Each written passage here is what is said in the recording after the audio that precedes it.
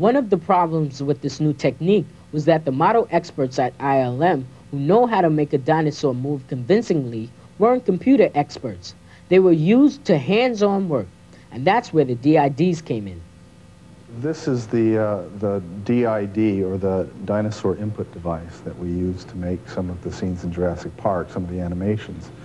And what it is a conventional stop-motion animation armature that's articulated using these hinge joints, and hooked up to each joint is an optical encoder that will allow each move that one makes of the articulated skeleton to be transferred down these wires. It goes into the computer and memorized. So it's built up over hundreds and hundreds and hundreds of little tiny infinitesimal movements. And then we'll use the computer to edit all the moves and smooth them out and refine the performance of the character. One thing's for sure, in the movies at least, you just can't believe your eyes. Oh, and a competition to finish with. From which movie is this the last scene? Amazing stuff, eh? In the movie, the special effects wizards filled in the blank spaces with real-life actors and vehicles. So, in the film, they were real, but that wasn't. But what film was it? Well, here's another clue. It was on telly last week. Oh, and it starred Bruce Willis. Prize details at the end of the programme, but now it's time for this week's news and previews. Here's a red-hot new game for the Amiga and PC, Inferno. You can visit 7 planets and 3 moons, viewing them from deep space or interacting close-up in great detail. Look out for it in early '94. There are 2 new stylish joysticks for the Mega Drive and the SNES. Both Mega Master sticks feature arcade-style buttons and slow motion, auto fire, turbo speed and volume control. The most eagerly awaited game for software-hungry Mega CD fans is Sylphid. The game features massive polygon-based background sprites like those seen in Starwind. They rotate and change in size as they shoot towards you. Sylphid hits the shops in November. And now for some more games reviews. In Dr. Franken 2 on the Game Boy, poor old Frankie's having a bit of bother with the electricity board. He's run up a huge bill and he can't pay it, so the search is on to find Dr. Frankenbone's lolly. Here's Amanda. This is a very big maze game, but it's also a shoot-em-up as well. Here you can see the bailiff. He's knocking at the door frantically, but he can't get me, so I've got to find the key so I can shoot out the back door. This game's slightly different to the first game, as there are several different worlds. Here I am in the forest. Every time you come back to the forest, it may be slightly different, like there may be coins in the trees, or there might be people sat down below. Here's an old man. He doesn't do anything, so you just go past him. This is a really good game if you like puzzles, and I think it'll keep you interested for quite some time. This is a great improvement on the first one. It's got faster and slicker graphics. I think this is a great game for the Game Boy. At first I found this game quite interesting, but I wasn't sure where I was going. I looked at the demonstration and that helped me where I was supposed to go. And the scores for Dr. Franken 2, the girls liked it and gave it 4 out of 5, but the boys disagreed. They only gave it an average score, 3 out of 5. Haunting, on the Mega Drive, is a spooky romp where Poltergeist, who was sadly killed by the Sardini family, gets his own back by frightening them out of their wits and their house. Paul took on this ghostly task. Haunting, a new kind of game. In most games, you're a person trying to get rid of a ghost, but in this game, you're the ghost trying to get rid of the person. You start off the game in the cellar having to collect the green ecto-gunge, which helps you go up to the next part of the level. There's a red spell. I can use that later in the game. This is the map. It shows me where the people are and which rooms they're in. Here's the little boy.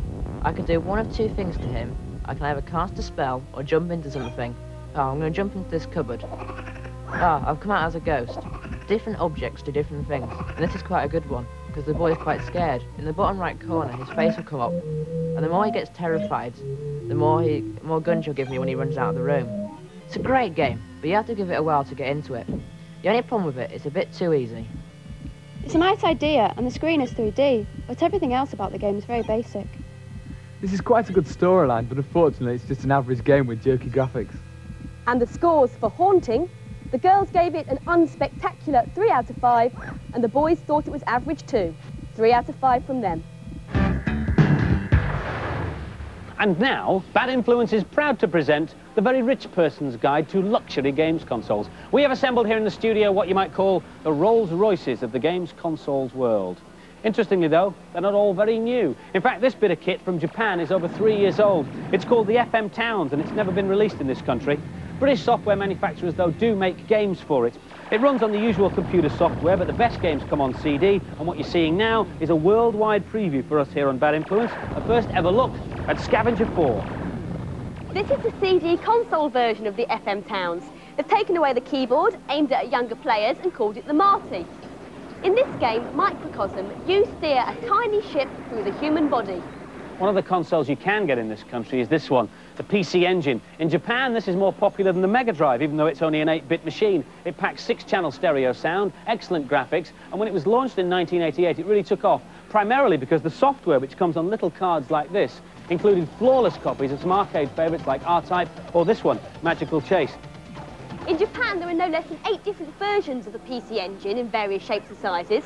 This is the top-of-the-range model, the PC Engine Turbo Duo. Software comes on CD-ROM as well as the usual cards. We just get that out. I'll show you something else, because this is the PC Engine GT. It's the colour portable version. It shares many of the same features as its big brother, including using the same cards, which makes it the only portable in the world on which you can play Street Fighter 2. At the top end of the scale is this, the Neo Geo, the most powerful games console in the universe. It's literally an arcade machine for your bedroom. Software includes all the arcade favourites. This has just been released and I've been playing it all day. It's called Viewpoint. Sadly, the Neo Geo is only available on import, but electrical shops and mail-order companies might be able to rent it for you. And when you get bored with your bedroom, you can save your game on a memory card, take the memory card out, go down the local arcade, slot it into a coin-op and continue your game from where you left off. Got 50p, Andy? No, not just at the minute. And finally, this is the first working 3DO machine in Britain.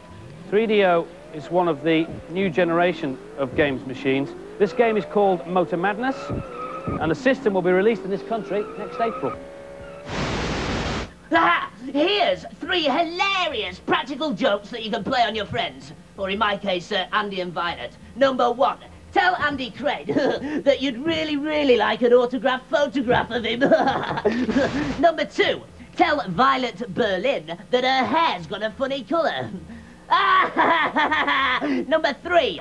Wait till they're playing Dragon's Fury on the Mega Drive, then quickly distract them and type in LIBYFWJID3. Then as soon as they start the game, they'll get a score of, well, lots of 9s and 2 noughts. But the best bit is, when they blast the ball back into play, they'll go straight to the final stage, making the game completely useless and a total waste of time. Or, of course, alternatively, you could rewire their Mega Drive so when they press button C, it blows up. Oops. Because that would be a good idea, not... The explosive Namrud there. If you want to record the data blast, set your video recorders now. Last week's competition prize was an Amiga 1200 with a modem, the game Air Warrior, and the fashion accessory for the 90s, the Bad Influence t-shirt. The competition question was, who played the ace pilot in the film Top Gun? The answer, Tom Cruise. The winner, congratulations to Nazir Shiraz from Cardiff. This week's competition prize is to win a Neo Geo and games, and the question is the same one that was set by Z Right earlier. From which film is this the last scene? Phone in your answers on 0891 700 100. Calls will cost no more than 25p, but make sure you get permission first from whoever pays the phone bill. Lines close at midnight on Monday. And that, unfortunately, is all we have time for today, so see you next week. Ta-ra! Bye! Come on, it's my go now. Come on, it's my go now. Come on.